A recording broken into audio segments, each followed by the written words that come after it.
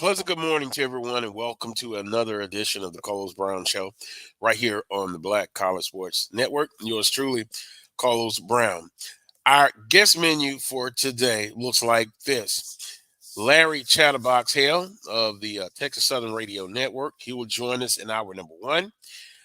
And then in hour number two, former Southern University quarterback Bryant Lee will join us in hour number two.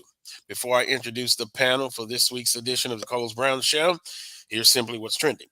Southern visits Texas Southern for a conference showdown in Texas. It's huge at this point, but every week you'll hear me say, each game, each week, conference games only, they're all huge for Southern University. What's trending? The NCAA disbands the National Letter of Intent. It's no longer going to be for college athletes, but I guess because of the settlement that the NCAA with former players, it will tie into now a new way of conducting business for student athletes. That's what's trending now with the panel. They'll join us right now. Wheeler Brown, yes, and pull up RC Clark. He's coming in of the Grambling State Radio Network. Gentlemen, well, good morning to you, RC. Good afternoon to you, Wheeler. Good afternoon. Good morning, man. How is everyone doing on this beautiful Saturday in Baton Rouge, Louisiana? Can't complain. It's beautiful up here in Baltimore also. Yeah, I understand. With that being said, let's just get into it. Good morning to everyone in the chat room. Well, last week it was really rough. Southern University dropped a non-conference, and I shouldn't have to emphasize the non-conference, but it was still a football game, and it counts. It counts on the schedule. 51-7, a complete, utter beatdown for Southern University against Nicholls State. Now, it's a history with Nicholls State, an FCS school in football. In the state of Louisiana. They've played before, and Southern has come in this game on two times I can remember being undefeated under the legendary Coach Pete Richardson. Guess what? Nicholls State comes out on top. And there is a theory going around that, well, wait a minute. Why can't Southern play much better against their FCS brethren? We'll kind of get into that as well. I don't have the answer for that. I've got a couple of theories. Wheeler has a theory that we're going to get into. But with that being said, Nicholls State, complete beatdown of Southern University. Now, Southern didn't help the cause. Turnovers galore. 4 or 5. Who's counting? But it was turnovers. And with that being said, Southern University drops a 51-7 decision. I think Texas Southern defeated. It was the worst defeat at home since Texas Southern defeated Southern 54-7 in 2010. It's a humbling experience. Embarrassing is a word that you heard. Social media, I kind of stayed away from it, guys, because it was brutal. It was brutal. Now, with all of that being said, when we'll get into the analysis of it, the statistics of it, and it won't look well, Southern University can still control their destiny in conference play. But I guess the first big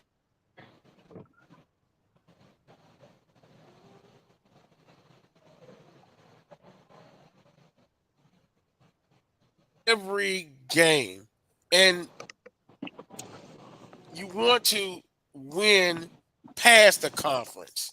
In other words, you want to compete at the highest level and do as well as you can.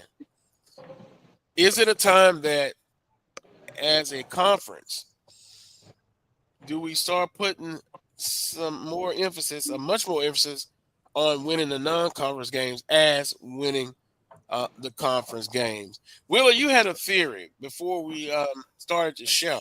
Mm-hmm. Um, elaborate on that with the audience. I think that, as we were discussing, when it comes to skill positions, on our level, we get as many skilled players as the other guys, the PWIs, that sort of thing. I don't believe that they have a distinct advantage when it comes to the skill positions. Wide receiver, defensive backs, running Mhm. backs, quarterbacks, et cetera, et cetera. I don't think the PWIs have an advantage when it comes to that. I think the major difference between our schools and their schools, and I hate to put it like that, is the development of the line play on the offensive and defensive lines. I think overall they do a much better job of developing their kids, of building, the kids up front, building them up and getting them ready, to play. And a lot of times where we get beat is on the offensive and defensive lines. So somehow we gotta even up that aspect of the game in order to, I think, become competitive on a regular basis. We hang every now and then, but we have to be in those games pretty much from start to finish. And I think Mhm. if we do a better job of developing our kids up front, as I've stated, good linemen aren't born. Mhm. They're made, they're developed, and that's over the course of time. That's over years and years of, putting in the work, that sort of thing, and getting coached up, getting good coaching, things of that nature. The athletic ability, that may come and go, but those fundamentals, they need to be taught, they need to be honed in on, that sort of thing. I believe our guys, our coaches, have to do a better job in that area for us to be able to compete better on a regular basis. Hmm. I can't really honestly disagree with what Willa was saying. I was thinking about when Coach Richardson was at Southern University in his first 2 years, he would take defensive linemen with good footwork and convert them to O linemen. And the offensive line coach at that time was Coach Gary Smith. And they did a great job until Willa's point. Those first few years against Northwestern State, Southern University dominated in that area. What say you, Ossie, about what Willer had his theory? I couldn't disagree at all with Wheeler with anything that he said about what has to happen when it comes to getting better in games that we should be able to compete in. We have to remember Nicholls State, Northwestern State, any of those schools of that magnitude are on the same level that the Grambling, the Southerns, the Jackson States Mm-hmm. are on. They're all FCS schools. As a matter of fact, when you look at Nicholls State in comparison to even a Southern University or a Grambling, their facilities are not even up to par to what Gramblings or Southerns are. Nicholls just got a locker room, I think, 2 years ago, put into their stadium. So it just goes to show you that from an overall view, we are on the same level. When you look at skill positions, Wheeler is absolutely correct.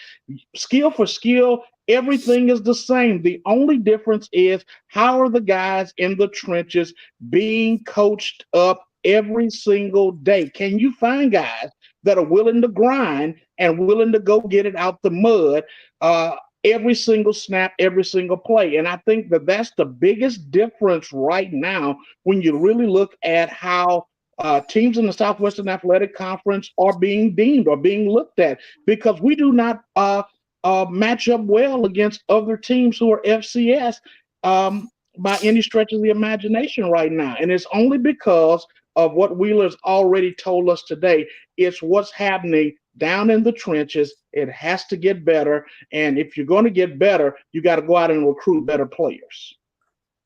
And I was sitting, and I could be wrong, and people in the chat room on the panel, you can disagree. But I was sitting there last week thinking, it's about Southern Nicholls State, of course. But I had to ask myself a question. And the way that they were able to run the football, and Nicholls, per se, they run a lot of RPOs and they're not a passing attack.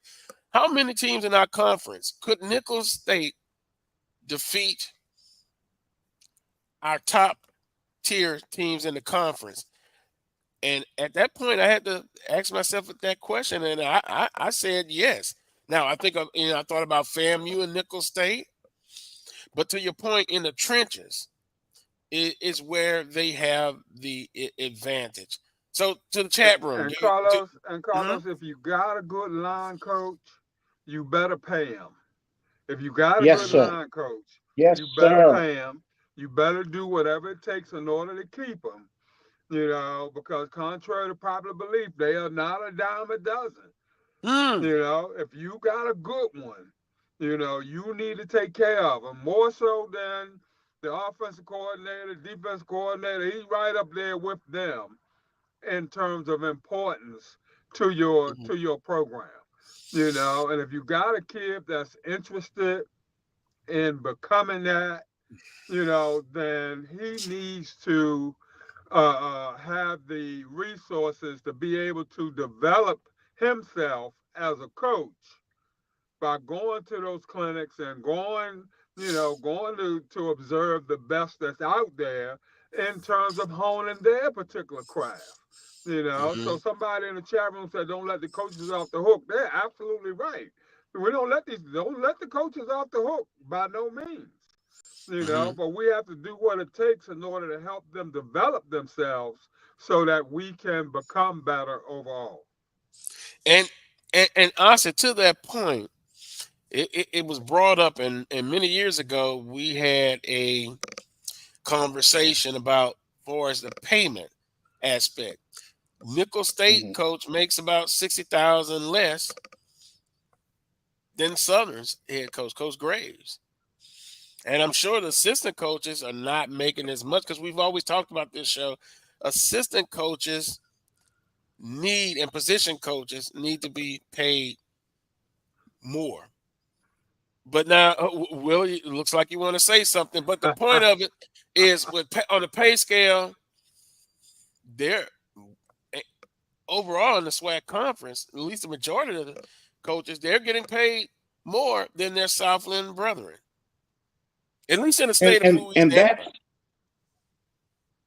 and that's something that I was just about to say. When you think about how much head coaches are getting paid in the Southwestern Athletic Conference, they're actually getting paid a hefty salary. Watch this. When you get paid that hefty salary, that actually kind of takes away from your abilities to be able to hire solid assistant coaches who can come in and get the jobs done.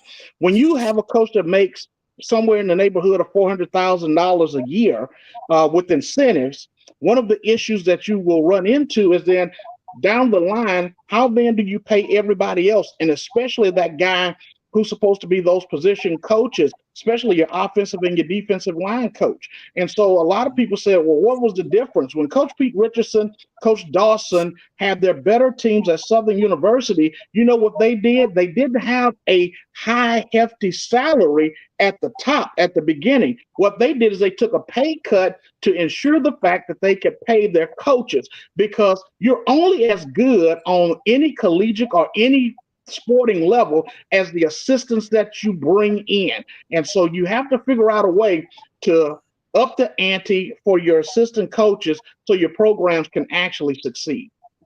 And I'm gonna rub some Hmm. salt in the wound here, okay? Hmm. And Because you're of the, good at that. the because of the Carlos Brown contract situation, Oh, here we go. okay, Here we you go. get you get head coaches that are going for the dollar for themselves first and foremost, because they understand and almost realize that in 2 years they could be out of there. Mm, So there's a little bit less jockeying for monies for the assistant coaches pool because the head coaches are worried about trying to get all they can because Excuse me. tomorrow they may be on the curve. And Well, I want to throw one in, Carlos, real quick. Think about this for just a second. And Wheeler, you have Chennis Berry at South Carolina State. He's making $305,000. Go look at the head coach at North Dakota State and see how much money he's actually making. Mm-hmm. I don't think it's at 305,000, correct? Mm-hmm. No, sir, not even close to the 305. It's probably somewhere around the 225, 250 mark, and that's on a high level for them. You look at it from this standpoint, he's willing to sacrifice. The coach at North Dakota State and some of the top tier FCS schools are willing to make the sacrifices because it makes the programs better down the line. You have better coaches, longer opportunities to stay in one place and actually coach. And the incentives that come along after you've won 5, 6, 7 national championships will eventually add up to what you'll get later on down the line. Mm-hmm. In other words, it's on the back end with Yes, incentives. sir. And on And that level, Carlos, is always on the back end. But those coaches are given the opportunity to mhm. grow within the program and develop those programs, and they're not looking over their shoulder if the first year they go 4-7, or 3-8. People on that level, they understand that it's going to take a few years in order to turn the roster over. It's going to take a few years to recruit and get your kids in and get them moving in your direction. That's the bottom line. Well, valid points and also valid points, but you would rub salt in the wound with referring to the Carlos Brown contract, 2 years. Honestly, I don't think I have to defend myself. Um, it's just that at Southern and Wheeler looked at the time, of course, when Dooley was let go after 2 years. Then you had the situation with Dawson Odoms, who was there much longer, and it didn't work out as far as keeping him there. It was a business decision. So, for those who are just tuning in, that's where Wheeler and the panel usually pokes fun at me about saying if you Google 2-year contract, you will see Carlos Brown's name on there. That's not true. That's not true. That's not true. But I will say this. Every coach can't coach at Southern University because one is expectations, high expectations. The fan base is a rabid fan base. I remember one time Coach Richardson told me the best about Southern, the Jaguar Nation, is also not the best because if you get on the wrong side, it can be very tough. But I look at it, I think every fan base is similar in the conference. I would say Jackson State. I don't think everybody can Yeah. coach there. High Mm-hmm. expectations. Who else? FAMU. You know, Mm-hmm. it goes down the line. And speaking of that, Prairie View lost 21-17 to UAPB. I'm sure Coach McDowell is now really truly on the hot seat. I mean, UAPB upset Texas Southern last year. Then they decided to change coaches. So there's expectations, there's resources, there's reality. And Charles, join us in. Good morning. Join in.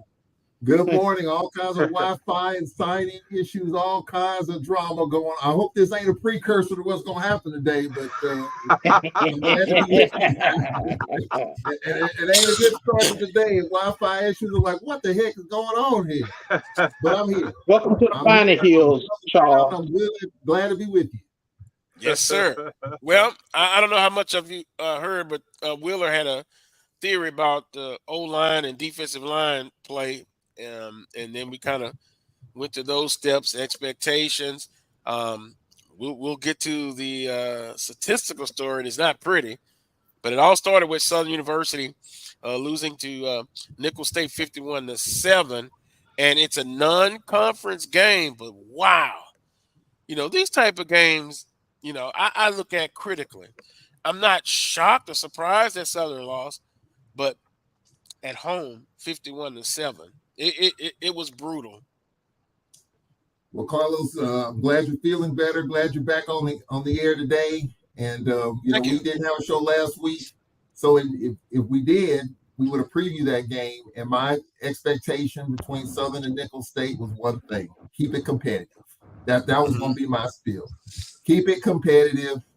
I didn't think Southern was going to win, although I was pulling for them. In these type of games, we've had our difficulties, our challenges. I just didn't expect that type of result at Mumford. If that game were in Thibodeau, it was 51-7. Okay. But that type of result at Mumford Stadium, you had 17,000 in the house, which I was really surprised, by the way. I thought it'd be a little less than that, but it was a good turnout, obviously. But to have that happen, just very disappointing. And it comes back to the question that we've been talking about, Ossie and Wheeler Brown, for 30 years. Carlos and I have been bouncing this thing around for 30 years, and we're going to probably talk about it for another 30 years in terms of playing these games. And, some of the Jaguar fans, I've read the post, they shouldn't play the Nicholls and the McNeeses of the world in the Northwestern states. I totally disagree. I disagree too. Play them every year.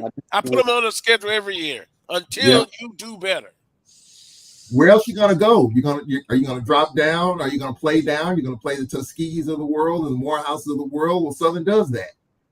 They can go up and play the LSUs of the world. They've done that. You can go out and play the Stephen F. Austins and the McNeeses of the world. Okay, good. But then you want to be competitive in those games. I just think, Carlos, bottom line to me, just my opinion, and I've been dealing with this for a minute, just like you, just like Wheeler, just like Ossie. Our fans don't give a hoot about those kind of games. They just don't. But trust me, at 8 o'clock tonight, if Southern doesn't beat Texas Southern today, folks going to be ready to jump off the mountaintop. Mm-hmm. But you got beat at home 51-7 to an FCS opponent with 63 scholarships. And yes, 63 and 63 may not equate to the same. And I did hear what Wheeler Brown said in the trenches and all that is absolutely correct. Those schools have some tools and resources where they can bolster their staffs. They can do that. But at the end of the day, you want to be competitive in those type of games against those type of programs. And we're the only program that talks about it, Carlos. We're the only, you and I, and on this platform, we're the only ones that talk about it. Brian Fulford shocked me the other night when he said that he would like to see us be more competitive, talking about us, the SWAC, against those type of schools. But really, we're talking about it. We care about it, but we're in the minority. Vast majority of our fans don't really care, other than maybe getting embarrassed like Southern did last week, trailed 24-0 at the end of the first quarter. I was really disappointed. Because I thought it would be a little bit more competitive being at home and all that, but it wasn't. But now you got Texas Southern today, and you have a chance to get back in the SWAC race. But, to be honest, and we're through with these games, it looks like there may be a spattering of non-conference games here and there the rest of the season. I don't think we're really interested, to be quite honest with you. I don't think our fans care. They do care when you get whooped at home like that. But I think the general consensus is our fans don't really care about that. They want to see Southern win the Bayou Classic. They want to see Alcorn win here at Grambling in the hole today. Those type of games, that's what they're interested in. Other than that, if you don't get embarrassed, I don't think they're really interested. But they would care more. They would care more if there was a playoff spot up for grabs in terms of going to the FCS playoffs. They would care more. And I think we would care more. When I say we, I'm talking in terms of administration and, coaching and resource from a resource point of view, that sort of thing. If you're fighting to get into those playoffs every year, those games become super important. But since you're not, since the goal is a Celebration Bowl every year, my mindset would be, then why bother to play those schools? Why bother if you're not going to compete If you're not going to do what it takes to compete with them on a yearly basis in every way, shape, or form, then why play those schools? As Charles just said, you might as well go ahead and play Tuskegee and Miles and those guys. You know, keep it strictly HBCU if that's how you want to roll. You know, and then let's just go ahead and let the chips fall where they may from there. Well, bro, you're an administrator, so you know how this works. Our administration cares about one thing: the dollars, the money. Mm-hmm. Our commissioner has talked about the fact that the FCS playoffs have not been and will be for no time soon financially feasible to be in the playoffs. And they're not. They're never going to be. They're never So, going to be. right. And so and he even pretty much said it ain't gonna happen. Forget about it. We're not even gonna talk about it. So that case is closed. The maggots are on the horse. We can talk about it. The horse is already dead on that one. So we can put that one aside. But again, I just think our fans just are really interested in it, even in the playoffs. Playoffs, yeah, playoffs. Their fans are not really interested in that. Florida A&M was at the Southeast Louisiana. We know what happened there. How much conversation did it get? We love the SWAC, and we want to see us compete and play well and win those type of games. Yeah, but it didn't happen. It wasn't competitive. And it was talked about on this program for a couple of weeks, and then it went away. And it really hasn't been talked about since, to be honest with you. So, there was a show, I think BJ did a show about, are we just SWAC good and that's it? And the answer to the question is yes, absolutely positive. That's what we want to be, is SWAC good. SWAC good, that's what's going to fill up this stadium today, being SWAC good. If we were SWAC bad, the stadium would not be full. If we were SWAC good, if we were SWAC bad, Jackson and FAMU wouldn't have 50,000 in the house next week when they play. If we weren't SWAC good, homecoming wouldn't be what it is other than homecoming.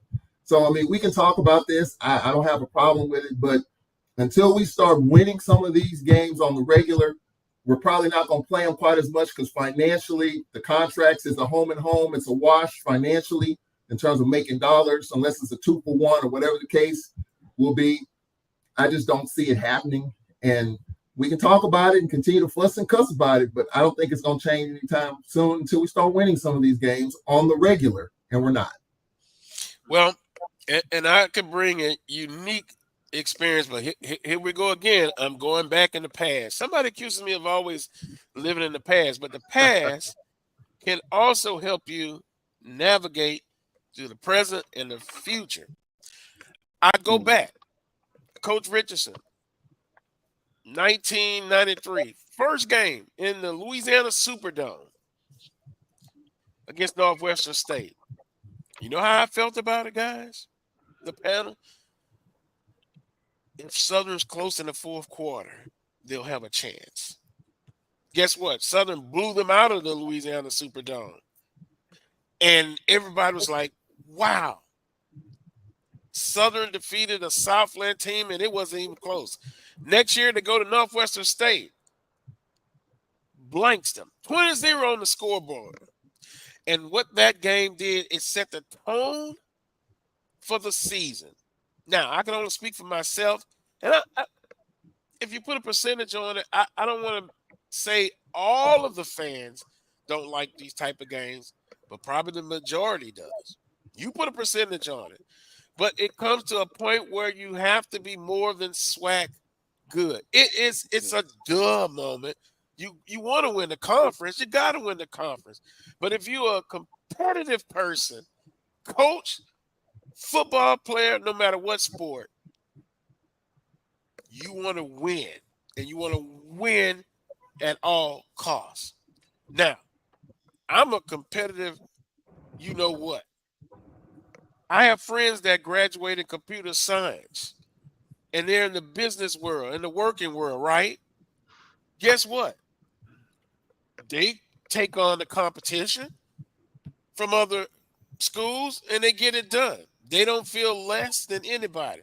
So that is the mindset and the attitude that the administration has to take. I'm sure the coaches are competitive and want to win. The fans, I've seen it. I laid it out. Man, you were so proud that you come in a conference play with no losses. And that set the tone from an economic standpoint. The stadiums were packed. You're coming on the campus, people, no, not the peace sign. They're looking for tickets. I saw that. I saw it. And it wasn't just a one-year wonder, Wheeler. I saw it for 5 or 6 years. Can we get back to that standpoint? I believe we can. But it's going to take a commitment from all involved. Let me do this. We'll come back. Got to take a time out. Interesting conversation. Yeah, we've had this conversation before over the years. And Charles, 30 years from now, I can't see myself as a 90-year-old debating this topic. But to your point, I understand what you're saying. We got to be competitive and start kicking some you-know-what. I totally agree.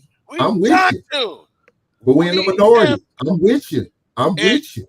And I love what Willa said. It starts in the trenches.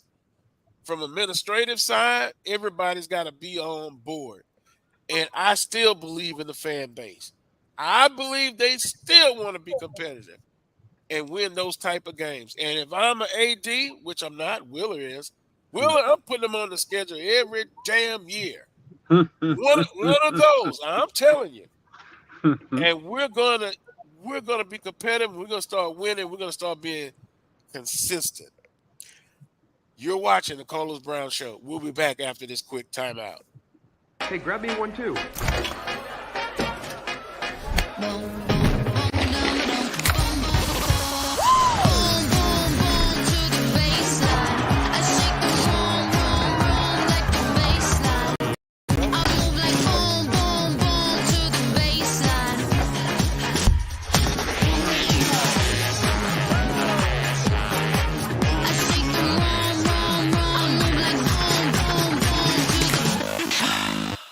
Brian Fulford. AD Drew and I are co-hosts of the BCSN Sports Wrap. We talk about all things related to HBCU athletics. From the games, teams, coaches, and fan interest stories, we cover it all. You can find our shows on Facebook at BCSN Sports Wrap, YouTube at MyJBN Online, and everywhere you listen to podcasts like Anchor, Spotify, Google, and Apple Podcasts. You can also find the show on the Jericho Broadcast Network's app. Make sure to download. We look forward to you joining the conversation and being a part of the show. This is the Dean of the College of HBCU Sports, Kenyatta Cavill of Dr. Cavill's Inside the HBCU Sports Lab with Mike Washington and Charles Bishop. Come mix it up in the lab where the course lecture is in session every Tuesday from 6 o'clock p.m. Central Standard Time on Facebook Live, YouTube Spreaker, or the BCSN app. As we discuss all things about the HBCU sports culture, including exploring the week that was in the sporting HBCU diaspora, as well as the upcoming week of HBCU sports. With me, the Dean, the College of HBCU Sports, on Dr. Cavill's Inside the HBCU Sports Lab with Mike Washington and Charles Bishop. Course lecture dismissed. Choice Hotels is a family of brands that helps you get the most for your money so you can be any traveler you want to be. You could be a free hot breakfast hero at a comfort hotel. Yes! That's how you waffle. Mister, this script got a plot twist at a Radisson Hotel. A business big leaguer. Go for key. Even the ultimate pool float inflator. With 22 brands and the best value for your money, Choice Hotels has a stay for any you. Book direct at choicehotels.com, where travels come true. Gotta get the corners. You're looking for the latest information on Southern University sports, the Southwestern Athletic Conference, and HBCU athletics. There's only one place to go. Tune in to the Carlos Brown Show, exclusively on the Black College Sports Network.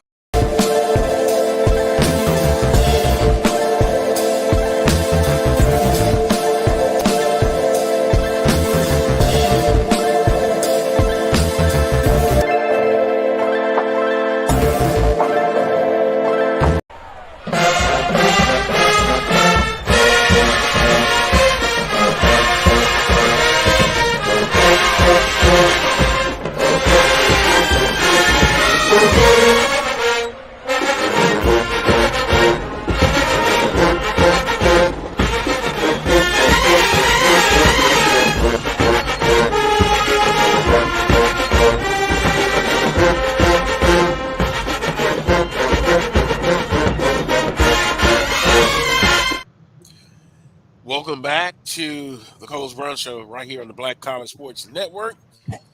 Yours truly, Coles Brown. The panel, Wheeler Brown. We affectionately call him as A.D. Wheeler Brown. Also the hardliner, Charles Edmond.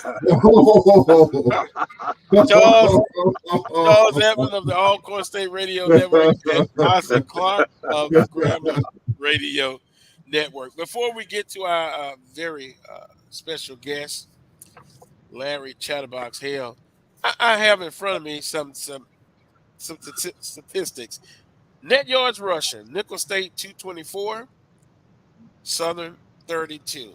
And I'm going to figure out the average against McNeese, Nicholls State, and Jackson State. You'll find the story there. Net yards passing, Southern did outpass Nicholls State 191 to 178. Total offense, 402 yards for Nicholls State, 223 for Southern University. 63 plays ran by Nicholls State, 61 by Southern University.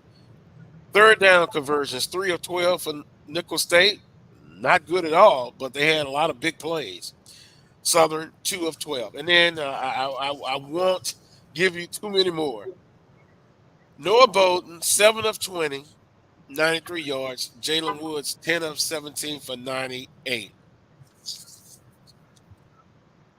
Noah Bolden, the quarterback, just hadn't gotten it done. Just, in my opinion, in today's game, will it be T-Set coming back from an injury, or will Jalen Woods get the start? I don't know. Is T-Set at 100%? Don't know. I'm thinking Jalen Woods, who came in and had a good accounting of himself against Nicholls State, albeit in the fourth quarter. But those are just miserable numbers, and particularly from running the football. If you're not able to run the football consistently, then you're one-dimensional. And teams can just pin their ears back and come after you. In the chat room, of course, it's interesting. It's exciting. But if you're just tuning in, Southern University dropped a 51-7 decision to Nicholls State. Charles, I think you had something to say quickly, and then we'll introduce Larry Chatterbox Hale. Oh no, I'm you weren't on last week, but somebody said, man, you need to check on Carlos as that Nicholls State game was unfolding. And I said to myself, Carlos Brown is good in terms of just getting that game, that water running down your back. Carlos Brown is just fine. He may not be feeling fine, from a health perspective in that moment, but as far as that Nicholls game, Carlos Brown is good. He don't let that game roll down his back so quickly, it ain't even funny. Now, it may be a different story come 9 o'clock tonight. If Southern doesn't win down in Houston, it may be a whole different ball game. But as far as Nicholls State, I said Carlos is good. Carlos is good. It's difficult, it's frustrating, but Carlos will be just fine. Yes, I'm a tough cookie. I'm a tough cookie. But I will tell you this. It is every game here on out is very important for Southern University. Yes. And in spite of what happened last week, Will, I guess you just burn the film. You got to. And focus on ahead, because if they can win tonight, then they got homecoming. Oh boy, against Alcorn State. You're still undefeated in the Western Division, and you still have the goals ahead of you. So burn the tape, Aussie. Burn it, get rid of it. But now the fan part of me, I put that in my short-term memory and long-term memory. And I remember that. And if Southern is to go on and be successful, you might can look at that as a turning point. I think you can. I think you can, and I think that the one thing that we can all attest to is that you have 24 hours as a football team to either celebrate or be distraught. You don't have time to sit there and waste and worry about what was or what wasn't. Now you worry about the game that's in front of you. And if you're Southern University, after getting slapped around on your own home field, the one thing that you would like to do is make the trip down in the third third ward of Houston, Texas, and then go get some from Texas Southern University. Give them something that they can actually talk about on their end and about what they can actually feel at this point. I think the other part of this conversation that we can talk about, gentlemen, is that we got to get to a point in the Southwestern Athletic Conference and as coaches and as teams and as fans where we get shirts that's made that say all games matter. Yes. Because at this particular point, we can no longer sit here and say that we're only concerned about what happens in the conference. Well, recruiting's on the line. We can't sit here and say what happens in the conference. Money is on the line. So miss me with, oh, this game doesn't matter. It does. Every game matters to your team, to your institution as a whole. So you have to look at them as such. And this week, I think Southern University has to be able to take it out on Texas Southern after what happened last week because all games matter. Oh, I've got to remember that. And Carlos, I know Coach Graves probably had the team put it in the rearview mirror as quickly as possible. That just appears to be the kind of person that he is. But from his point of view, okay, I'm sure he's looking at why did this happen? Are there any common denominators there from our other losses this past year? Is it something that we are not doing, okay, as a staff, okay, that's relegating us to this kind of uneventful play? Slow start. So yeah. And so I'm sure that somehow, somewhere, he's searching within or has searched within. And I'm hoping that he has sat down with his assistant coaches and that they've gone into depth and in great detail in terms of, guys, what the hell is going on? That we aren't coming out of the box in all cylinders. Why are we not beating these guys? Why are we not competitive in certain situations? Why is Noah Bowden not performing up to the high expectations that we had for him, all through camp and, coming out of spring ball, that sort of thing? They just didn't flip a coin and said, this guy's going to be our starting quarterback. Somewhere, somehow, he showed something or he did something that made them say, this is going to be our guy. Now, what happened there? What's going on? So somehow we got to find these answers, and if it's not the answer that we want, then we got to look and be prepared to move on to the next guy, and keep it moving. No disrespect to Noah. But we know this is a game of football. This is competitive athletics. We know it's what have you done for me 2 minutes ago. And if it's not getting done, I can't blame Coach for moving on, because there's a lot at stake. And I can't take it personally. If I'm Noah, I've had every opportunity to get it done. For whatever reason, I haven't gotten it done. If Coach decides I got to move in another direction, only thing he can do is suck it up, wipe the tears from his eyes and get out there and practice and show Coach that, you made a mistake. I am the man after all, that sort of thing. And let's keep it moving. Because my head is on the chopping block eventually. I'm held responsible. Right. That's right. Let me I agree. We need some t-shirts that says all games matter. I couldn't have said it better. Let me do this. Larry Chatterbox Hale is backstage and we can bring him on. This Texas Southern team has last 5 or 6 years, they have really been tough against Southern University. If you look back to last year, Griffin had to hit a 54-yarder to send it in overtime. And then with overtime, Southern defeats them 23-17. Okay, Chatterbox, where are you? I'm right here. Well, there we go. How you doing, got sir? me? Yeah, and live in color. Charles, don't start, man. The one and only Larry Chatterbox Hale, tremendous colleague, and I consider a friend. How you been, Chatterbox? I've been fantastic. Someone's ringing my doorbell right now. This is crazy. Terrible timing. It better not be the Avon lady, because I ain't buying it. I gotta.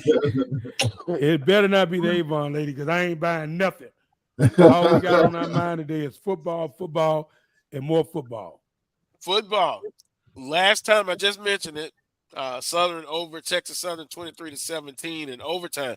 But if you go back a few years before then, man, Chatterbox, Texas Southern has given it to Southern University football-wise. And tonight, it's huge for both teams. Yeah, it's going to be a huge football game. Texas Southern coming off of a homecoming win. Wasn't too excited about the way the Texas Southern Tigers won in that football game. It was kind of tough. We really didn't blow the teams out like we wanted to. After that game with Jackson State, it just kind of got unraveled. I mean, it seems to me that we got excited. We were really focused on beating Prairie View. Prairie View's not your season. It's just 1 week. And I agree with Ossie. I agree with Ossie. Yeah. All games matter. We survived Rice without major injuries. Well, we had an injury in our quarterback, KJ Cooper. We had our freshman running back out of South Oak Cliff go down. So right now we're searching, like Glenn Jones, we're searching for our passing game. But it's got to get on track at some point. We've had success with the run. But at the end of the day, people watch tape. They're going to see that you can't pass the football. So they're going to come after you. So I think this is going to be a good matchup today versus Southern University. I look for the outcome that I expect. I look for Texas Southern to come out on top and give Terrence Graves the blues and send those Jags back to Pet Lacumba and say they apologize. I really hope Lacumba makes the trip, because I want to see those dentures in Lacumba's mouth. She's got some age on her. She don't bite like she used to. Hey, Chatterbox and be in spirit only. She got some age on her. What happened to Lacumba?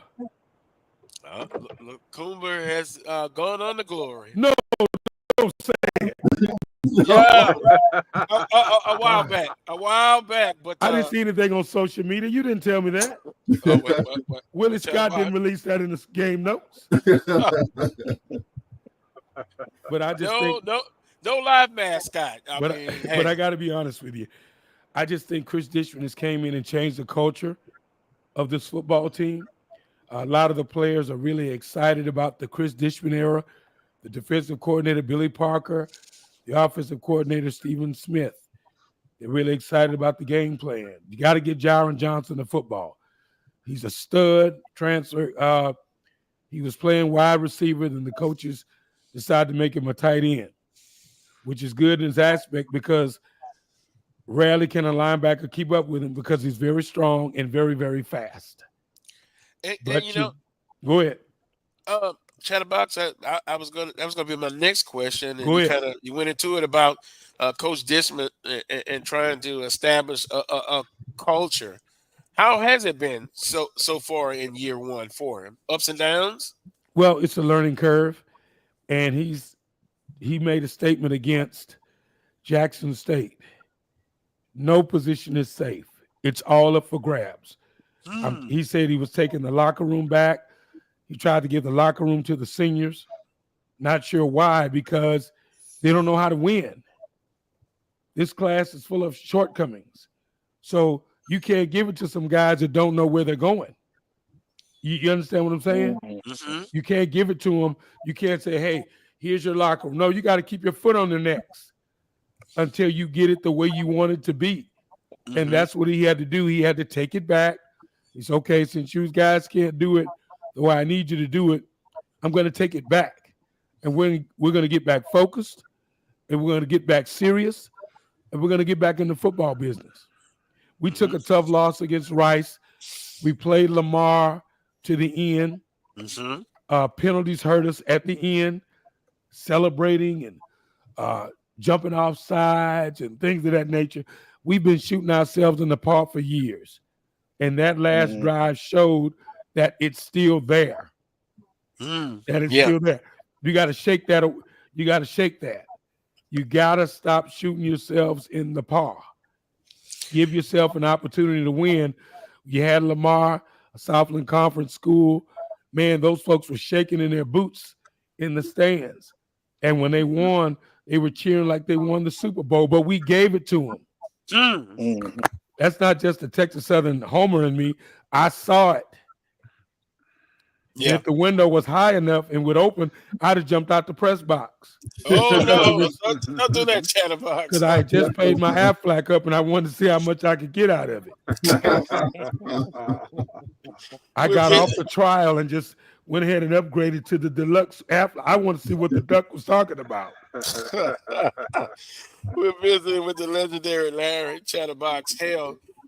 Chatterbox, I'm looking to your point. TSU ranks 4th overall in total defense in the SWAC, 329 yards a game, but they're offensively, as you alluded to, struggling, ranked 11, 253 yards per game. Southern comes into town. You've had success against them in 4 out of 5 years. Is this the right time TSU fans are thinking to for Southern to come in and have a shot since they've done so well? No, not at all. Don't even think. I'm gonna tell you something, man. This is the Texas Southern team. We've beat the stuffings out of Southern in Arlington twice. Went up to the Bluff, the 53-yard field goal kick, which we talked about that on yesterday. We just found ways to give the game away.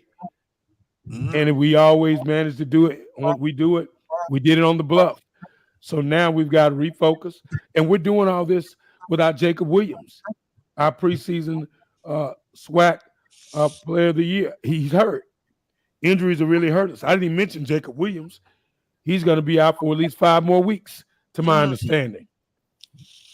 So, but we've had other guys on defense to step up and do some big things. If we can get Southern, we'll be back in the hunt. And we'll take care of Grambling, Ossie Clark. Hope to see you at the game. We got to catch lunch at some point. Yes, sir. Because I love you and you're close to me now, so there's no excuse. We get Grambling. Then we go for the big boy. We go for Alcorn. And Dishman said he wants to win the Labor Day Classic. He wanted to win the SWAC championship and win the Celebration Bowl. And I think that can happen. I know it can happen because he said it with a straight face, and I believe him. You gotta have faith. Panel, any questions for Larry Chatterbox Hale? Yeah, Chatter. I mean, it just seems like, and based on what happened last night, I mean, I think that was, reverberations around the league. I mean, UAPB woke up against Alcorn last week. They got a quarterback that can sling it, and that was I predicted that UAPB is going to upset some people. But I'll say that to say this: the win over Prairie View, that's in the rearview mirror. But if Texas Southern gets it going, I mean, because no one talked about TSU and UAPB at Media Day. But now UAPB's getting a little momentum, and if Texas Southern gets it done today, they'll have a little bit of momentum. It looks like to me this Western Division race may be a little wilder than we think, especially if TSU can get it done against Southern. And to be honest with you, Charlie, it always comes down to the final 3 games. You noticed that last year when we beat the brakes off of you guys in Houston, we helped Prairie View get there. It was on a Sunday. It was a blessing on a Sunday. We beat Alcorn State, and Prairie View goes to the SWAC championship game and gets hammered. So we knew we had an opportunity to make some things happen, but you gotta keep playing. That's why you got to keep playing. All games matter, Ozzy. You gotta patent that, buddy. You got to patent it. We're going to the courthouse on Monday, and we're going to stand in that line, you and I, and we're going to patent that thing. That's right. All games matter. All games matter, Ozzy, just like with Grambling and when Grambling beat Jackson State. Who would have thought? I said, wow, if Grambling got Jackson State, man, we're going to wear those guys out. And then T.C. Kaler came down on the week of his birthday and beat Texas Southern down in third ward, got the French's chicken. And by the way, I think the win too. He got the French's chicken, A.D. Brown. He said, by the way, I'll take that 2-piece and a dirty rice. And by the way, I'll take the win too. Yeah. Oh, and then Grambling goes and loses what 5 overtimes to PV. It's a wild west. I'll be honest with you. I'm gonna be honest with you. If Ossie Clark would have called that game in the state fair and they'd have lost that, he would be looking for the window. Trust me. And it's a long jump at the Cotton Bowl down to the ground. I think they couldn't even get the trampoline out, the thing to catch. They could get one, go get something to eat, come back, still wait for you. That's how long the drop is. Oh, Well, it's just crazy how you got to stay focused and play from week to week. And when they picked Texas Southern to finish 6th, it kind of made sense because you brought in Chris Dishman late, and credit our recruiting coordinator for keeping our recruiting class together. Everyone that signed under McKinney, he kept them together, and they're making some big plays for Texas Southern this season. A couple in the secondary, a couple on the offensive side of the football, but you got to play, man. You can't take anybody light. And if you're 6th, you're like, you don't expect nothing out of them. When we beat Prairie, we say, wait a minute. Prairie was picked to finish number 1, picked to win it all, to win the West. And when you knock Prairie View out, you hadn't done it in 9 years, not since Asbury was the coach. So you do that. As they say, I'm a Generation X guy. You can't get too happy. You know what I mean? Remember that? They used to say that as a kid. Oh, yeah. They got happy. Can't do that. You got to play each and every week. But I think it didn't help us that we played 2 tough non-conference games right after that Prairie View game. Yeah. We didn't go in the SWAC play. You played Rice, then you played Lamar. Then you go back from Lamar and play Jackson. You were banged up. You see what I'm saying? Mm-hmm. And then you got a T.C. Taylor who switched some things up and saw the flaws in our passing game. And he went after it. He succeeded. Well, tonight at 6 p.m. and someone in the chat room asked where can they see it online. It's a SWAC digital network. Digital network. My good friend Charles Porter. And I think Charles Bishop is Charlie Bishop is calling that game. Yes. So it's going to be a great thing. And and shout out to the SWAC for using your own people. Santoria Black is doing some things. Shout out to the SWAC Digital Network. Those guys are going in and getting the people that have watched it for years and covered it for years, not just somebody coming from out of town just to do a game. You're taking your own. Mm-hmm. And that's the way it should be. That's the old SWAC Broadcast Association. I like that. That's some things that you got your own people. You know what I'm talking about, Ossie. You know what I'm talking about, Charles. Yes, sir. Your own people calling your game. So it's just great, and I like that, and I applaud that. Shout out to Dr. McClellan and Andrew Roberts. Thank you. Yes, I would agree. Chatterbox, PSU wins the game tonight. If they do what? Pass the football. We got to stop making silly mistakes. Get your head out of the stands. Quit worrying about who's watching you. Don't dance. Just play football. Hell, we were losing, and the guy on the field and the guy on the team was dancing on the sideline. What are you dancing for? Dancing right back to the locker room. You want to dance? Yeah. They got drum major. They got an extra drum major suit. Give it up and go sit in the stands. Wow. Go sit in the stands. Hey, on that note, Chatterbox, I'll tune in. I have the TV going in the Brown Cave. I'm gonna watch a little bit of Southern. Listen to a little bit of that. Have the TV on. Have a great broadcast, and we appreciate the time, my friend. That's it. That's it. That's it. Is that the end? That's it for me. That's the end. Although I still need to send you Avon something. lady now. You can go and answer the door. Yeah, I can see. I can get that bubble bath. I'm gonna get that bubble bath for me and Ossie. So when Ossie meets me for lunch, I can give him his own bottle of bubble bath.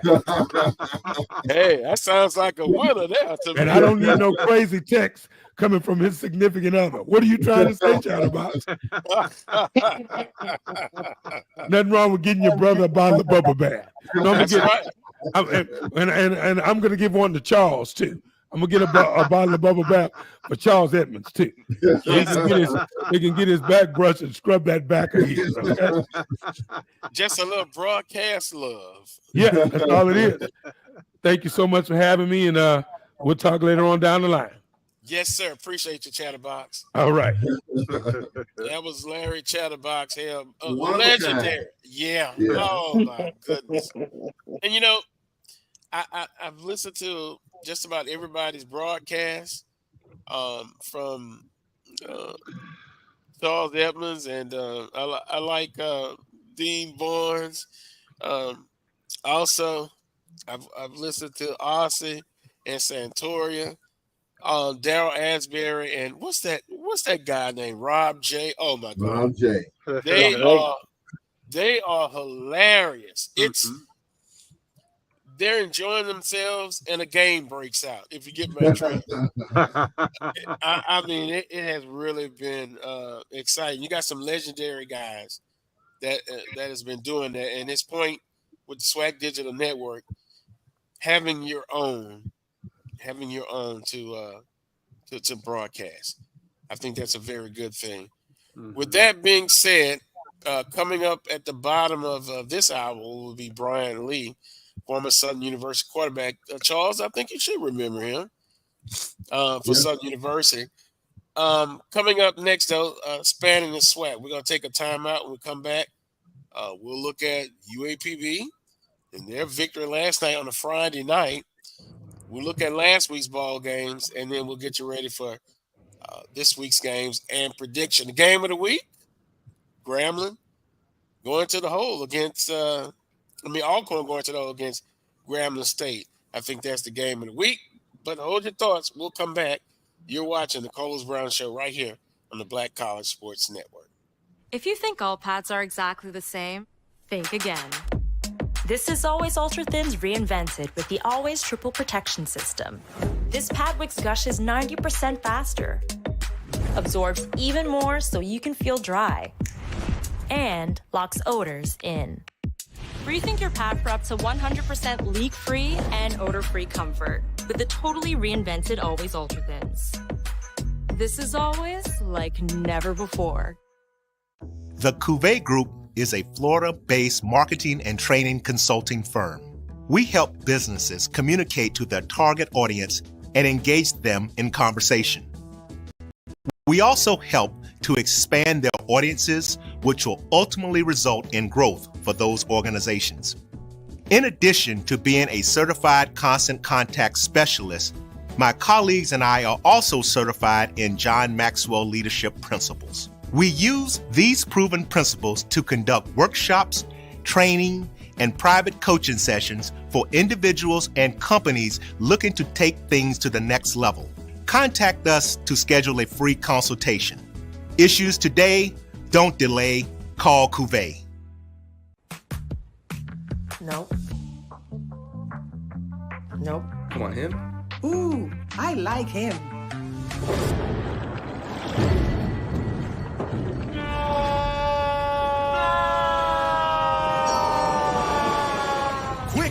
quicker picker-upper. Bounty picks up messes quicker, and each sheet is 2 times more absorbent so you can use less. He's an 8. He's a 9. Bounty, the quicker picker-upper. This is Ryan Fulford. AD Drew and I are co-hosts of the BCSN Sports Wrap. We talk about all things related to HBCU athletics. From the games, teams, coaches, and fan interest stories, we cover it all. You can find our shows on Facebook at BCSN Sports Wrap, YouTube at MyJBN Online, and everywhere you listen to podcasts like Anchor, Spotify, Google, and Apple Podcasts. You can also find the show on the Jericho Broadcast Network's app. Make sure to download. We look forward to you joining the conversation and being a part of the show. Looking for the ultimate cultural experience of 2025? The Zora Outdoor Festival of the Arts is where you need to be. From January 31st to February 2nd, Eatonville, Florida will come alive with incredible live performances from the Lavert Experience and Sunshine Anderson. Immerse yourself in interactive art. Take a journey through history with a new virtual tour app that brings Eatonville's legacy to life from your phone. Enjoy family-friendly STEM activities and explore over 80 unique vendors. Please don't miss the unforgettable R&B tribute to the legends. This is more than a festival. It's a celebration of Eatonville's rich cultural heritage. Visit zorafestival.org for tickets or to become a vendor. We'll see you in Eatonville, the oldest Black incorporated municipality in the country.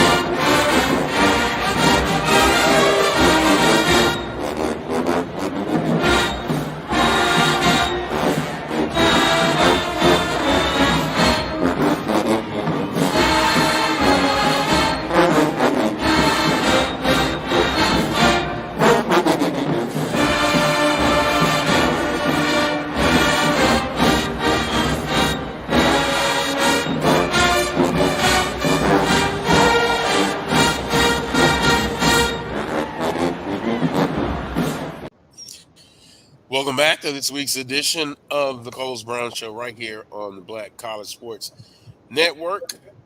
Willa Brown still with us, and Charles Edmond. Week 6 finals games. Let's get right into it. Texas Southern was defeated Virginia Lynchburg 28-10. It was FAMU over Alabama State 28-13. Jackson State over Alabama A&M 45-38. It was the Braves over Pine Bluff 38-28. And, of course, Nicholls State defeated Southern University, destroyed them 51-7. It was Incarnate Word over Prairie View A&M 56-28.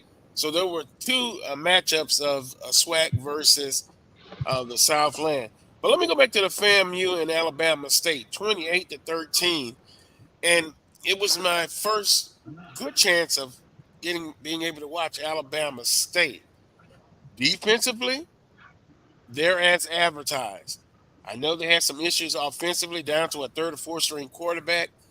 It showed, and I'm sitting there wondering if Andrew Body if he didn't get injured, would the game look differently? I think it would be, but FAMU still was the better team on that over Alabama State 28-13. Thus, Wheeler, I think it sets the stage. Next week? Mm-hmm. ESPNU for the Eastern Division title, and the prognosticators had Alabama State winning the East, but I know that was because Andrew Body was going to be there the whole time. I still wouldn't have went with Alabama State. I come down to FAMU and Jackson State. I would have picked FAMU, but it sets up a big game next week. It's definitely going to be a huge game, no doubt about that. And I just think Jackson State now close one a few weeks ago over Alabama A&M, and they wound up pulling that out. But I see them coming together a little better. And so that's why I come next week. I'll be going with them over FAMU. I just think they can get it done. I think it's time for them to turn that page, turn that corner, and I think they'll get it done. Charles? Yeah, I mean, I think for both teams, the bye week for them for both comes at a good time for both teams. I looked at a little bit of the Jackson State game last week. They got to close teams out. I mean, they had Alabama A&M on the ropes, and they knocked them down. They did knock them out until the fourth quarter, and here comes A&M, even though it wasn't really a game. But I think Jackson's got to be able to close it out. And then for Florida A&M, as good as they look, I mean, the turnovers really are for the story against Alabama State. The turnovers kind of kept it close for a while, but I think, their quarterback is pretty doggone. Richardson's pretty good, man. I'm telling you, he's making plays, he's slinging it around, and so I'm impressed with Florida A&M. But I think it sets up, whoever wins that game will be in control of the East. I'm not quite ready to go and say that it's going to be for the Eastern Division. Let's say Jackson wins the game next week. Jackson will be in control, but they got some tough traps coming. They got to go to Alcorn at the end of the year. They got to go to Alabama State. And so I think, Jackson's got some work to do. I think Florida A&M too, but I think that's going to be one of the big games of the year in the SWAC. The last time I think they met in Jackson, I think Jackson went on a Hail Mary. The last time they played in Jackson, if I'm not mistaken. So that's going to be a big game. Hope to have 50,000 there. But both teams got some work to do with the bye week, and it sets up a really nice matchup next week. And sometimes having that bye, as we've seen, Southern University, a bye. Grambling State had a bye last week, if I'm not mistaken. Now they got Alcorn. But Charles, I'm ready to say it. I'm not a hardliner like Wheeler, but I'm ready to go. I'm ready to go out on the limb. I think it comes down to these two teams, FAMU and Jackson State. Alabama State for all of, and I think Wheeler said that you got to show him about Alabama State. I've seen Alcorn. Got a chance to see them last week. They have the same issues that Southern University had, to be honest with you. Quarterback play, to me, he seems to be a tremendous athlete playing quarterback. How I'm going to play Alcorn State, I don't believe you can beat me throwing the ball consistently. I just got to make sure I don't let your legs beat for Alcorn State. It comes down to me. I'll stand on that. It comes down to FAMU and Jackson State. They're the two best teams. Yeah, in it. Jackson State and Alcorn, big rivalry. Anything could happen. I understand that. But they're the two best teams in the Eastern Division, Wheeler. And I think it comes down to those two teams. And to me, the SWAC is an offensive conference. You got to score points in the SWAC. We can bat about defensive play, till the cows come home. At the end of the day, in the SWAC, you got to put some points on the board if you expect to come out on top. And I just believe right now, Jackson State is putting points on the board. Alabama State is not putting points on the board for whatever reason. Eddie Robinson got them playing good defense, as Charles was stating. There's no doubt about that at all. But at the end of the day, you got to put some points up. And, they haven't been proficient yet, or have shown me yet that they're capable of that. Having a quarterback injured probably had a lot to do with that sort of thing. And, so they pretty much playing with house money. But they got to find a way to start putting some points on the board if they're going to, in my mind, get back in that mix. I'm going to do a 360, Carlos and Wheeler, when it comes to Alabama State. I've been critical, and Dr. Cable said at Media Day this was a big year for Alabama State football. But when you look at their quarterback situation, we see this in the NFL. You cannot win without a serviceable quarterback. Alabama State has gone through probably 10 quarterbacks in the last 3 years. I think they're down to their fourth string quarterback now, maybe their fifth string. There was an article in the Montgomery Advertiser about where their quarterback situation is. I think they went through 3 last year. I think they went through 2 or 3 the previous year. They've been through 10 quarterbacks, I think, in the last 3 years. No matter how good your defense is, and Eddie Robinson Jr., he's a defensive guy.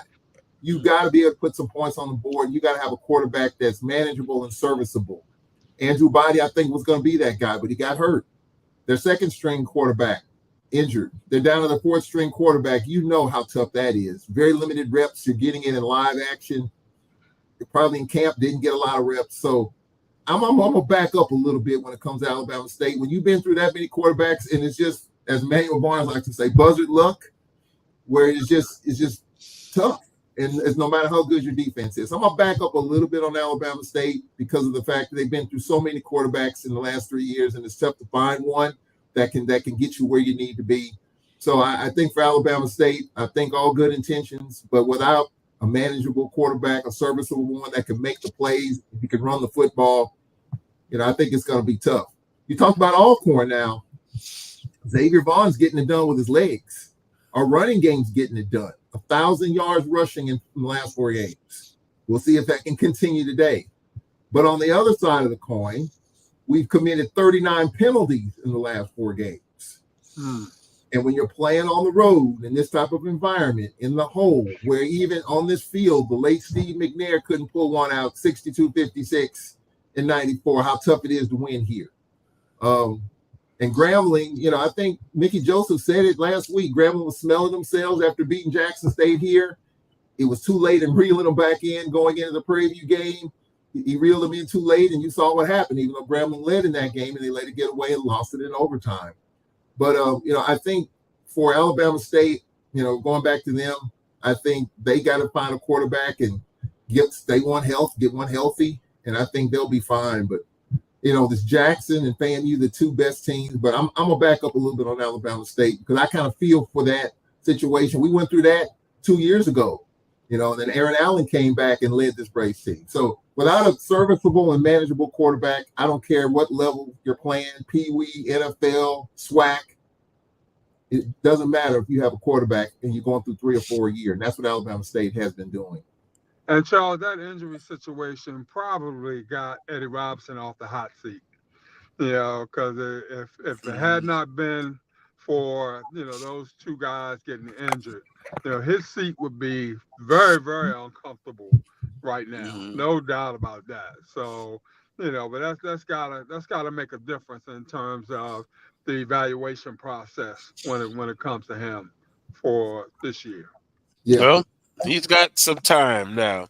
He got some time, but to me, it still comes down to FAMU and Jackson State. And I will even go a step further. Even if Andrew Body was playing and healthy, yeah, Alabama State offensively would be much better putting points on the board. But I still would have FAMU and Jackson State ahead of Alabama State. Now, Western Division, well, let me do this. Prairie View and them, put a fork in them. They're done. McDowell is officially on the hot seat. Probably was officially on the hot seat a couple of weeks ago. I was talking to a prominent Prairie View alum, and basically he's looking now for the next coach at Prairie View and them. Just his opinion. Be careful with that. Here we go, Charles. You've won 3 out of the last 4 division titles. I know you got a fairly new AD in Mr. Golf. I don't know what 3 out of 4 division titles, if that buys you more time or not. But we had a coach in this league that won back-to-back division titles, went to 2 SWAC championship games, and he was abruptly fired, and it took that program a decade to get back on track. So, I think it buys you another year. I think it buys you one more year. I think it buys you one more chance. That's just me talking. I think it buys you unless these kids are blowing up the campus and they tearing up everything, moving, that sort of thing. I just think that history, excuse me, buys you one more year. I just believe it. Are you close to the bottom, Wheeler Brown? Or are you okay? So when you look at Prairie View football, are you close to the bottom of the barrel, or are you close to the top of the mountain, or are you right in the middle where you don't know where you're going to go? I think they're right in the middle. I think they're right in the middle, and he would definitely have to come in with a plan in place, in terms of how we're going to get and stay in that upper echelon. But I think his resume right there gives him at least one more year to kind of show me whether or not this past year is an anomaly or this is the way things going to be all the time. It's like, let's see, neutral, reverse. Neutral is dangerous in the car because the first thing I hear, well, you're not going backwards. Don't blow it up. I understand that. But then, unless you're on the hill going down, neutral, you're not going nowhere. And I think he's had plenty of time. Yeah. I know a coach who went to the championship 2 years in a row and lost. Well, it depends on your look. Is it half full or half empty? Follow me. I mean, I just talked to a Prairie View guy, and this guy, he's not just a fan. He's a scholar. He has the pulse on it. I'll just be honest. You've been given an opportunity, and it's a thin line. A couple of championships or one would keep him there a few more years. Carlos. Come on now. 4 out of 5 division titles. Come on now. It ain't chopped liver now. Come on. Wait a minute, 4 out of 5. Well, I mean, how many did they win, Charles? I mean, did they 3 out of 4? They've won 3 out of the last 4 division titles. That ain't chopped liver there. And Wheeler, if it wasn't for a Friday night loss at Prairie View against Alcorn, the Panthers right now will be going for 5 in a row. If it wasn't for that one game 2 years ago at Prairie View, it wasn't for a Friday night loss against the Braves. Wait a minute, didn't they lose a game where they could have gotten to the championship and they lost to Mississippi Valley? Yeah, I remember that. I think that was a year Texas Southern also had an opportunity, and they lost. Now, if you go on the board, advantage 3 out of 4 could have been 4 out of 5, but also on that other chart, twice they had an opportunity to get there, and they didn't. So you got to weigh it. Hey, if they keep McDowell there, that's fine. I'm just telling you the pulse of one Prairie View guy that said that, look, he's ready to move on. He really is. And so I understand that. Bring him back another year. Sometimes cooler heads got to prevail. So let me ask you, and that's why from an AD's point of view, from an administrative point of view, you got to tune out the boo birds, that sort of thing, and you got to sit down and look at things objectively and really see whether or not, without the chatter coming in both ears, you have to see whether or not you need to blow this thing up, because that's what you're talking about. Well, let me ask you. Talking about blowing it up. Let me ask you this then, from an administrative point of view, and I know you and Charles love to say, "Don't blow this thing up," because then you'll fall back there. It may take you 10 years to get back to where you're at. Pointed question. He comes back. Then, as a administrator, what would be the benchmark to keep him there? Because all you're doing, if he doesn't meet your benchmarks, then you're still going to make the move that some say should be made now. What would he have to do? He would have to. He'd have to meet certain benchmarks. And what would that be? And we would sit there and really determine that, whether it's 7 or 8 wins, whether it's, standing in the conference, offensively, defensively, whether it's, the Getting play back to the of certain championship. positions. That may be. Not necessarily winning it, but getting me at the door. Yeah. And the bottom line is we need to finish in the upper third of the conference every year. We got to do that. The mark is not necessarily you got to win a championship year in and year out. But like I've always said, you got to be in the conversation. You got to be relevant. And when we're not in the conversation and we're not relevant, we're no longer relevant, then we need to look at maybe changing and seeing if somebody else can come in and make us relevant. And so we got to look at those things. Well, Dr. Cavill just put a post out there that said that, this is the last year of his contract. Then you got a new president and a new athletic director. We know how that mixture works in HBCU athletics. Unfortunately. May not be the case at LSU, but at HBCU athletics, when you have a new AD and a new president coaching the last year of his contract, if the program is on the downward slope, you can give whatever penny you want. A new AD, and Wheeler Brown, this, and at our schools, a new AD wants his own coaches, football coach, men's basketball coach.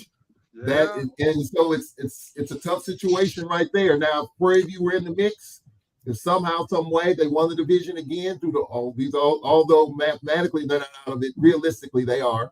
But if somehow they pull it out of the ashes and get there again, maybe we'll have that conversation. But when you got a new president, new AD program on the downward slide. But I'll tell you, Charles. Well, Charles, you turned it 360 degrees. He better have somebody in mind. He better not be grasping straws. That's for damn sure. That's what he's paid the big bucks for, to make those tough decisions. That's true, Carlos. But now wait a minute, Charles. We all know it's a crapshoot either way it goes. There are no certain guarantees. I've always said you're not gonna bat 1,000 in this hiring game. If you decide to cut this man's legs from underneath him, and he's been successful for you over a number of years, and you don't give him an opportunity to get it right before your eyes, unless you got lightning in a bottle, you better think twice from an administrative point of view before pulling that trigger. You better have I's and T's dotted and crossed. You better feel so good about the next person coming in the door, that you ready to sink or swim with them, okay? Because you all going to be tied at the hip. There's no ifs, ands, and buts about that, Now, Coach Banks got off easy, I thought, because him and the last boy was tied at the hips, and I thought he skirted the norm, because normally when that doesn't work, okay, it's not only the coach that'll be shown the door, it's the man that brought him in that'll be shown the door also. You don't get too many opportunities for a do-over and to get it done again. Yeah. So God better be sure. He better feel good. He's gonna have to make what move he gonna make. He's gonna have to make the tough decision. As Dr. Cavill said, the last year of the contract, then you either have to go all in or go all out. You can't. But that's give him the easy way out. That's the easy way out. But you can't give him a 1-year contract, an extension. You're gonna have to go all in. So you can extend them a year. You can extend them a year. No, you can't. Not. Wait a minute. You can? Oh, you can. Yes, you can. And I say that you can because he's already been there. He's already has a system in place. He already has the mechanisms. He should already have the mechanisms in place to continue to show the kind of improvement that I'm going to be grading him on for this coming year. And I go back again. Well, if that scenario happens, then I don't think 7 or 8 games would be the ultimate goal for him. Just my opinion from a non-athletic. based on he has division titles, why hasn't he made that next step? And I think if you give him a 1 year, and I don't know if I would come back for a 1 year extension because you got assistant coaches.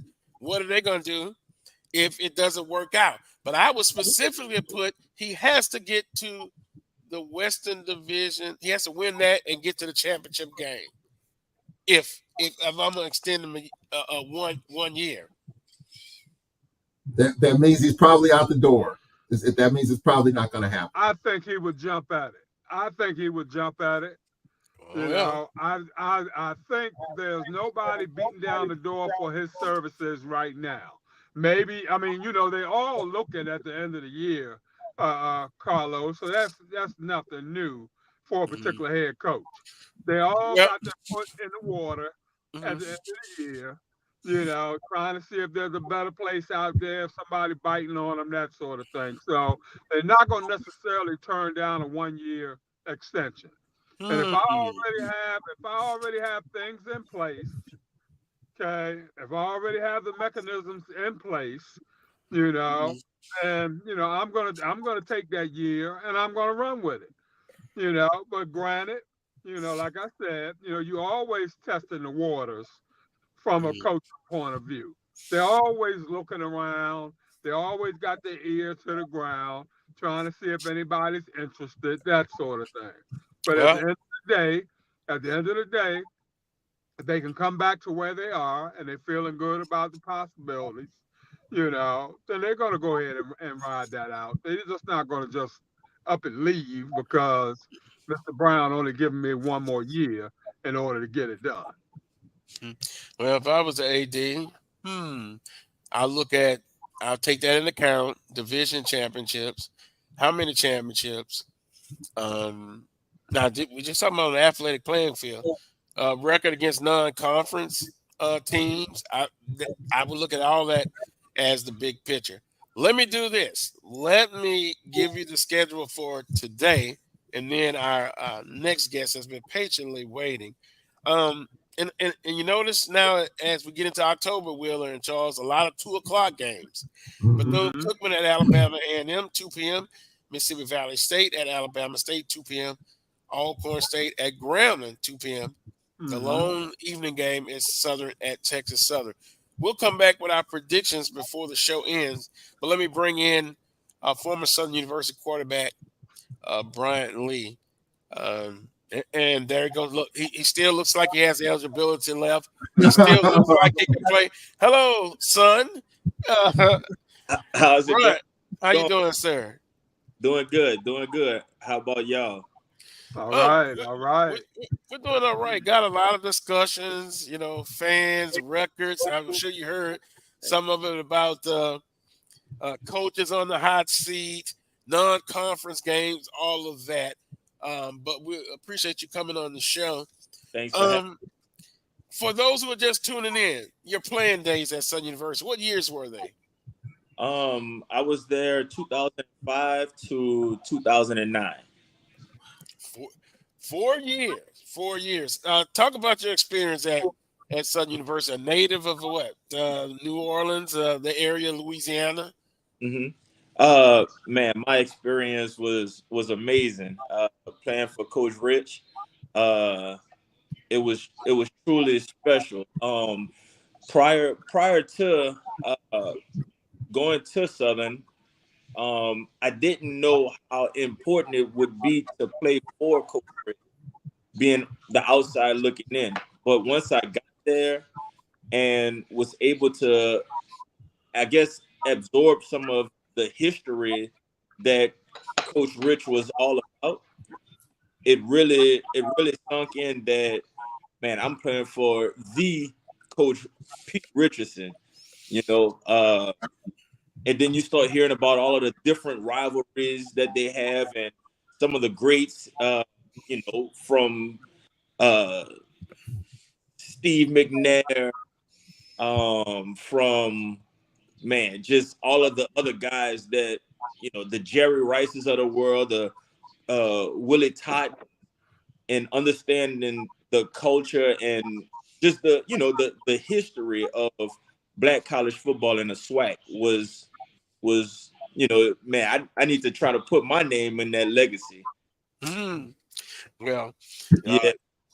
You did a great job at Southern University, and we talked on and off this past week. Playing quarterback, that's a tough position. You got to hear the criticism. I've had other quarterbacks' parents tell me that they couldn't sit in the stands at some point because they are the point where everyone is looking at, wow, they're running the team, they're not doing this. And we spoke also about Noah Bowden and his struggles. And you said something this past week, and I want you to share with the audience about, like Quincy Richard said the same thing. Going in meetings with the defensive coordinators, how it helped you become a better quarterback. Talk about that. Okay. So starting out, when I first got to Southern, there was 7 quarterbacks there, and I was the 7th quarterback. Starting from the bottom. So my first year, I was, of course, going to redshirt. They had some veteran guys that were there before me that already, put their foot on the field and gotten that experience. But I knew that I understood that there was only 1 year of being a redshirt, and then your clock really started. So I wanted to start as quickly and as fast as possible. And how could I do that? Well, you have normal, as a redshirted freshman, you go to class, you go to practice, you lift weights. I wanted to take it a step further and understand the intricate parts of being a quarterback and being a leader on the team. So what I did was I went to the defensive coordinator at the time, who I think everyone is pretty familiar with. Coach Graves was my defensive coordinator, and I sat with him hours and hours and hours at a time. Him and also another Southern Jaguar legend, Jackie Mitchell. He played defensive back for Southern way before I got there. But I was able to sit down with those guys and just get those details about the defense and what they look at in a quarterback and how they dissect an offense. And once I learned that, man, the game slowed down way more than I could even ever imagine. I also spent time with the O-line coach, who is Coach Nivens, that's there right now coaching the O-line for Southern. I just spent extra quality time with those guys, and just breaking down those details made me a better player. I didn't know how it would affect me so quick and fast, but it definitely was I recommend that for every quarterback. Go sit down with the defensive coordinator, the DB coach, your safeties coach, and just learn about how they teach their DBs to play certain offensive schemes. And once you learn that, man, it's easy. It gets real easy. And what I mean, as far as like reading a corner, if that corner's inside leg was back, I know I can look out there and know that he's getting ready to bail. And I don't have to make it obvious that I'm looking at him. It might be, me glancing out the corner of my eyes to see, okay, well, he's bailing. So I can check to a certain play, and it's going to be a high percentage pass. That's Coach Mark Orlando was my OC at the time. He believed in high percentage passing. All of the chicks dig the deep ball where, you want to see the ball flying in the air 60 yards. Well, it's a high percentage. But if I can get the ball to the receiver on a 12-yard curl route, and that's more efficient, it's on that receiver to run after catch. And we used to call our receivers rack boys. Mm-hmm. Yeah. Yeah. So and letting them be the athletes that they were recruited to be too as well. So I've spoken with the quarterback at Southern, and I told him the same thing. Go in there, go meet with the defensive coaches, and understand what they're doing on defense. That way, it could register to you that they're doing certain things on game day that you've seen before, and that'll help the game slow down a lot for them.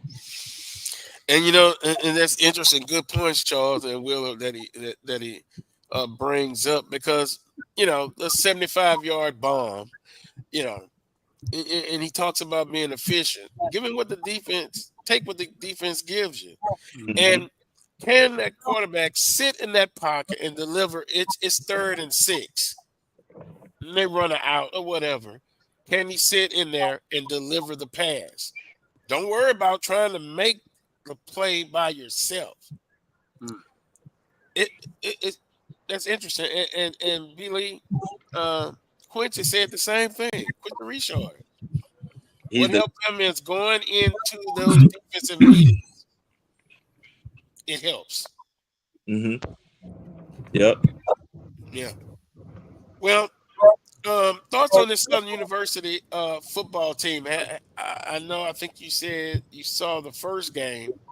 Kind of, if you can, what do you think about offensively this Southern football team? I think we just have to be patient. The offensive coordinator, Mark Frederick, great guy. He was actually one of my running back coaches while I played there at Southern as well. Look, he has a high-powered offense. Those guys just have to trust in the process as well and understand that it's very deep. It's a very detailed offense. He does know what he's doing. Trust me, he understands that the OC understands that he has to score points, but also the players have to go out and execute as well. And I think that's been the biggest thing. Execute.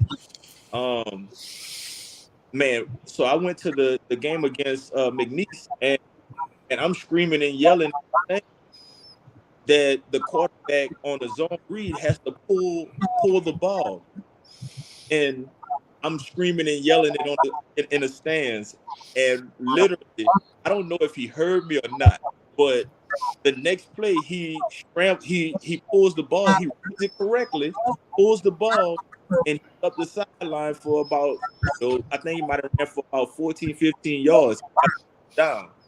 Move the chains and everything.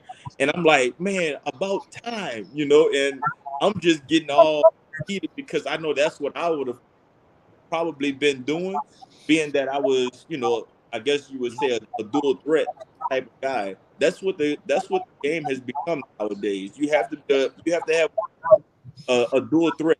That also just from listening and being a student of the game, Coach Graves told me that if you be back there and run the quarterback, you're giving a defensive coordinator problem, because now he has to keep that extra guy in the box to, spy on the quarterback. So that weakens the coverage in the back end. So that's all I was, trying to scream and yell at the players on the sideline, pull the ball. And the next, and then look, when he pulled it and got the first down, I seen other fans out there. I don't know if they knew who I was or anything like that, but they were all looking like, man, this guy might know what he's talking about. Well, they don't know. But, and we've talked about dual threats and what have you on the show. I don't know. It just, not to say that Noah's not athletic, but based on what you just said, it'll be interesting. I'll put it this way, to see what the other two quarterbacks, young guys, because they kind of more fit to me more so than Bowden in that kind of dual threat capacity. Right. And look, I've said this on Facebook posts and stuff before, but that quarterback room is tough. We just, like I said, just got to give them time. It won't be the first year. It might be 2 years from now if they give them that span of time. But you don't have nowadays. It's very hard to have a guy like, I see my guy on here. He got the Auburn hat on, but man, it's hard to have a freshman come in and put up numbers like Steve McNair or a guy like Willie Totten. You know, it's hard. It's hard. Even it took me a couple of years. I started as a redshirted sophomore the whole season, but even a guy like Ray Joseph that we've had, it took those guys time, and eventually they became, top 3 quarterbacks all time. Dre Joseph, your Quincy Richards, and stuff like that. So, man, we just got to give them time. Patience is what you're saying, B-Lee. Yes. That quarterback room is tough, though. I feel like they have three guys that can spin the ball. I went to a couple of practices. I brought Lil Man to a couple of practices just to watch him, and they can spin the ball now. They can spin the ball, but it's all about execution at the end of the day. Yes, sir. Well, Brian Lee, we appreciate the time, and your son, he was very well disciplined.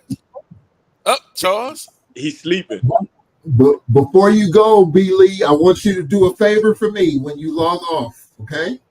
Okay.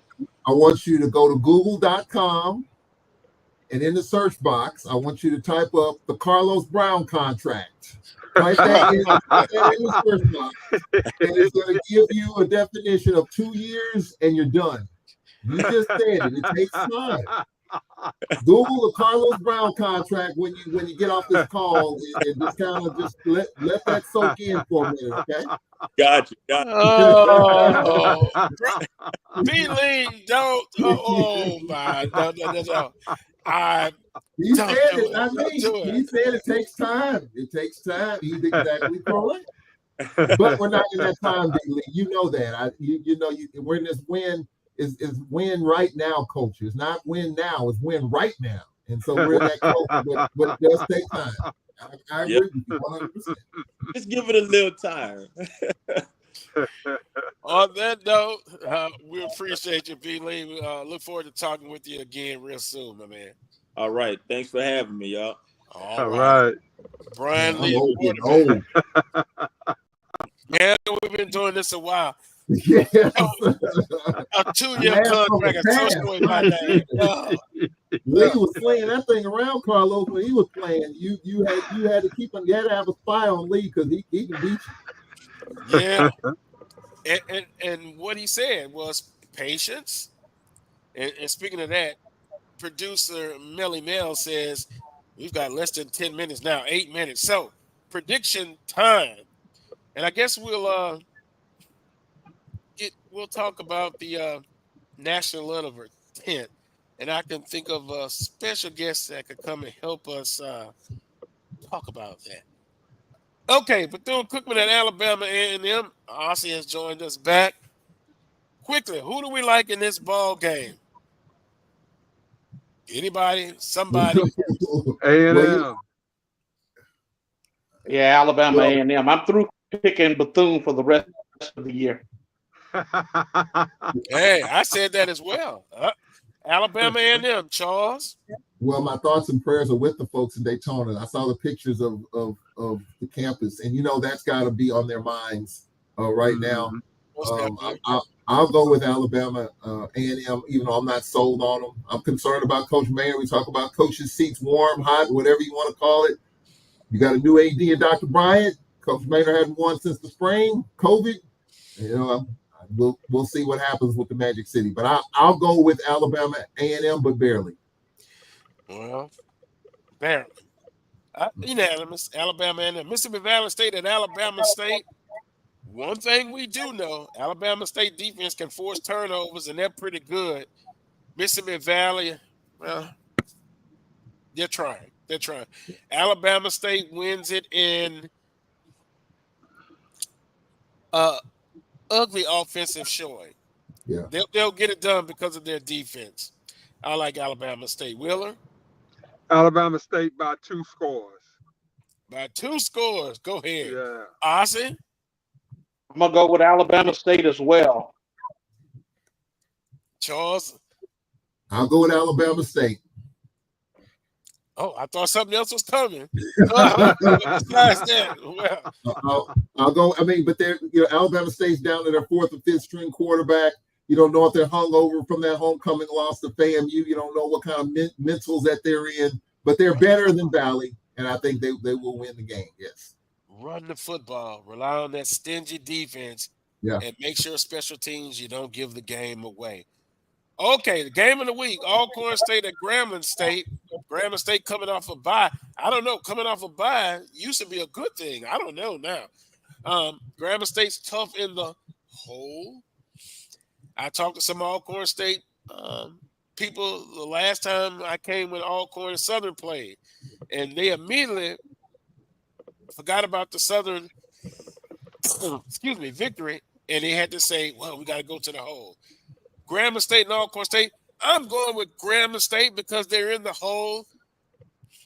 Deduct 1 minus 2 coming off a bye week, and they lost to Prairie View A&M in a tough situation.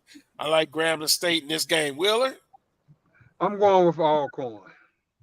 Whoa! And I just think after last week, they ready. They're getting there.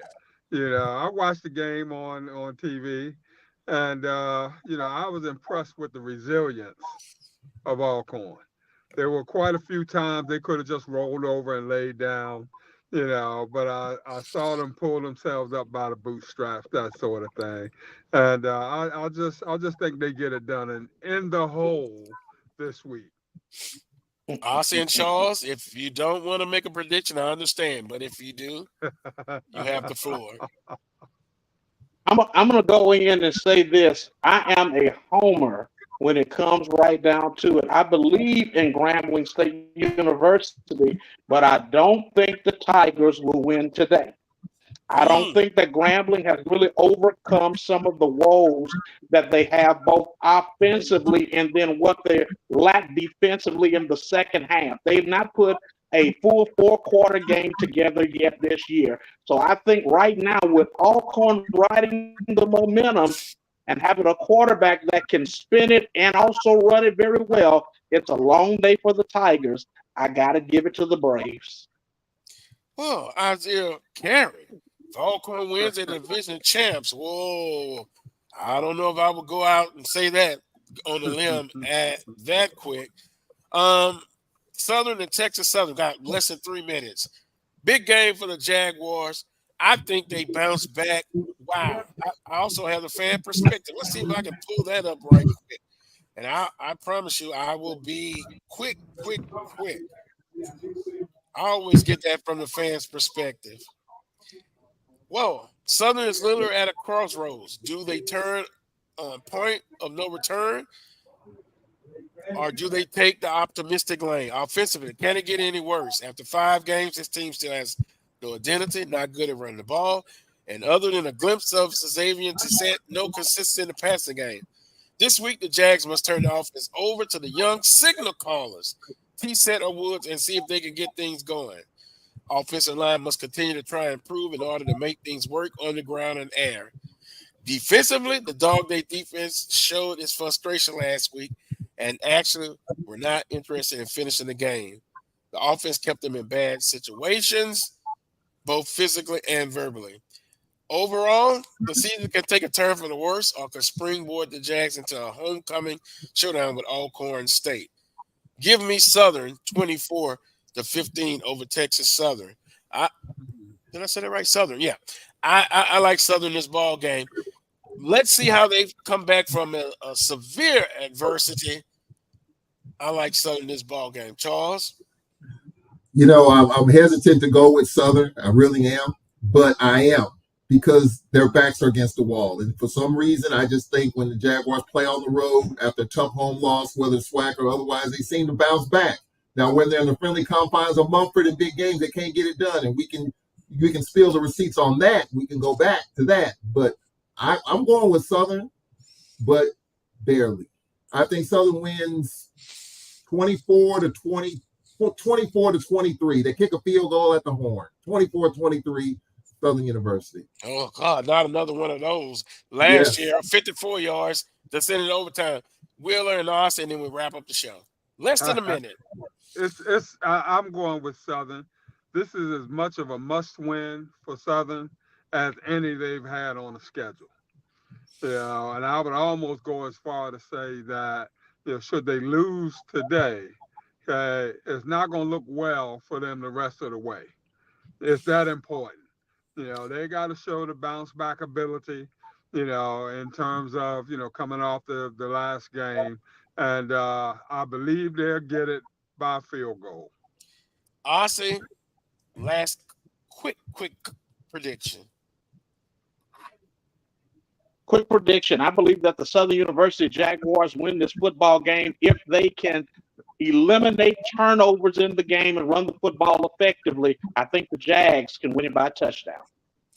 On that note, hit the thumbs up button, hit the notification, share. I want to thank Melanie, our producer extraordinaire.